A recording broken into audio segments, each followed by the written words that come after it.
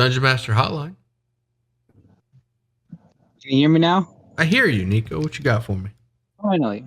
Anyway, so as of recent, I was looking into some 3.5 books because there's just a lot of stuff that was lost, and with the new edition coming, it's disappointing that wasn't at fifth. Mm-hmm.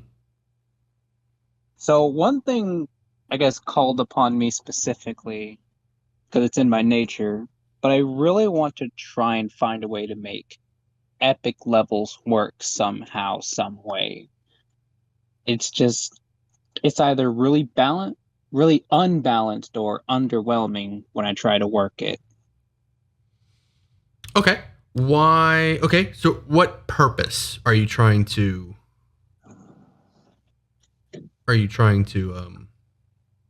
solve? Like, you want so. In my head, when I hear someone say, "I want to run a game past level 20," what my brain hears is this game's been going on for so long. My players are level 20 and they want to keep going.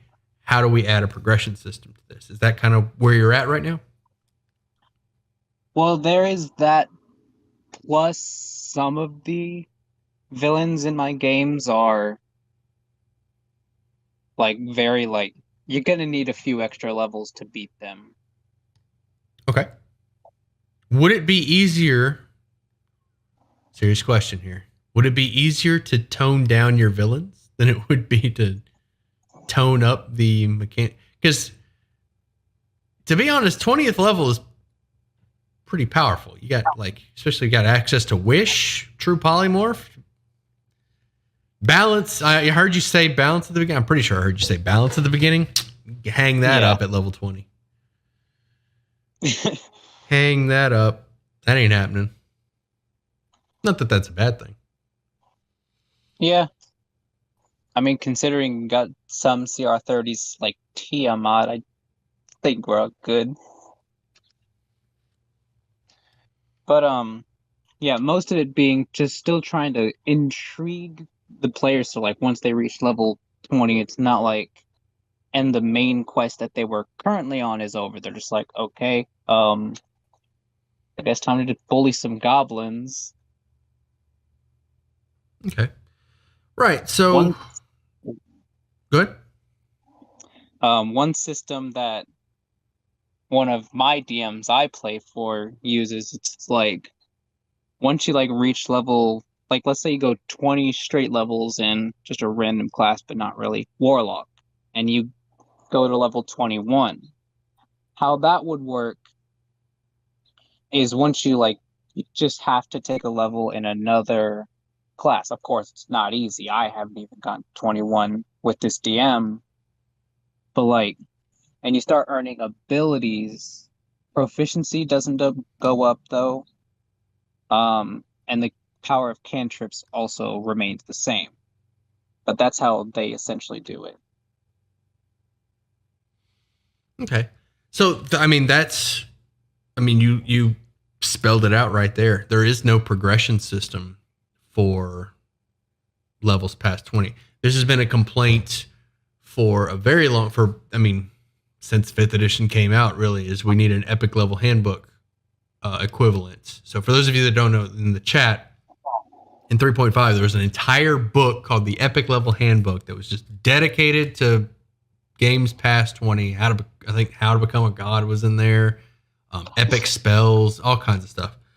We don't have anything like that in 5th edition. And the reason that it's complicated, or the reason that it's difficult to run games like that without the mechanics, is because things stop scaling. You don't get proficiency. Your cantrips don't go up. You don't get new spells.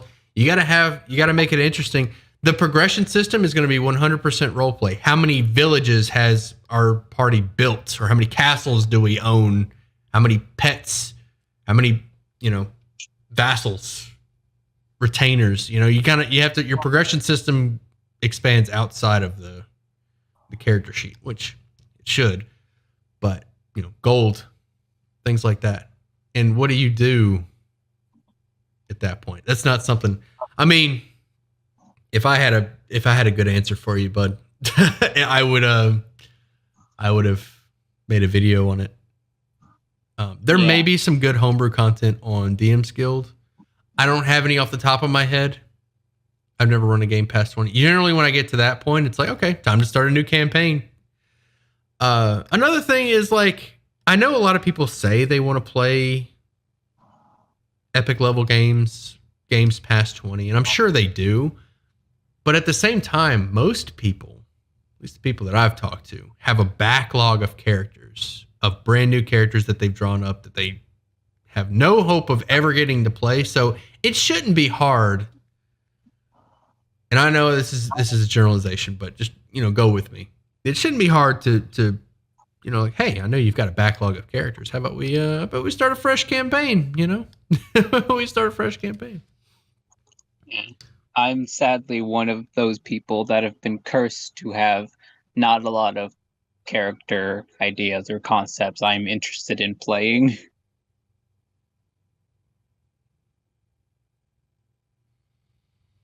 Yeah. Somebody in the chat said before the next edition's coming out, one D&D may have, yeah, but we don't have it yet.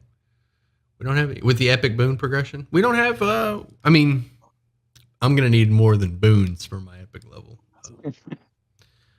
But yeah, hopefully we see. I mean, I'm sure they're working on it. I'm sure that's something that we'll see in the future.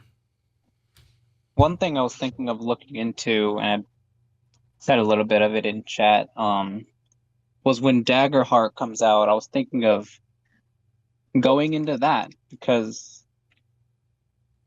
it seems like a really fun and good system so far. Matt Mercer's running it, that they've essentially been my idol and why I've been trapped. I mean, blessed to be a forever DM. I will probably be making. So now that you mentioned that, I will probably be making content on how to pull mechanics because there's always this divide when new systems are mentioned. Well, I guess it depends on the system. This doesn't happen with systems that are different from D&D, but this always happens with systems that are fantasy setting like Pathfinder, where players will draw a line in the sand and say, "We're going to play Pathfinder because we hate D&D," or "We're going to play D&D because we hate Pathfinder." It's like, look, if there's things about Pathfinder you like or things about D&D you like, you can pull mechanics from them. I haven't touched 2e Pathfinder, but I have definitely pulled things from Pathfinder 1e and used it in D&D. Yeah. And the reason I bring this up is because yeah, do what? I'll still definitely try to work some of what I know about D&D into games that I might play in Daggerheart as I'm testing it out because, well, D&D is what I know. Absolutely. Yeah, so keep that in mind when you're reading through. You said it's called Daggerheart. I didn't catch the name of it. Well, keep that in mind when you're reading through the new systems. Whenever I'm reading through a new system, if I see something that I like, the sanity system in Call of Cthulhu is something that I'm just write out, copy pasted into D&D, 100%. Like amazing system, so much better than what we have. So keep that in mind when you're rolling through this new system, the things that you can bring from D&D that you're comfortable with, and like always be fluid, always make changes. Use what you know, and yeah, other systems should be the means of how you grow as a DM. You use other systems to grow as a DM for other like every system that you learn, every new mechanic that you learn should always be. You should always be applying that to every game that you play. Yeah. I know one comment one of my players, well, they're not my players anymore, they just work with me in making stuff. Because I made this homebrew world, same one I talked about last time, and so much of it is just so different, mostly lore-wise, that they said I've practically made my own new system, and I'm like, I don't know if I can do that. Oh yeah, no. I've had a few people talk about making a new system, and it's like they said I've practically already done it, but I'm just like, this is just extra lore and maybe a few tweaks in the mechanics of D&D.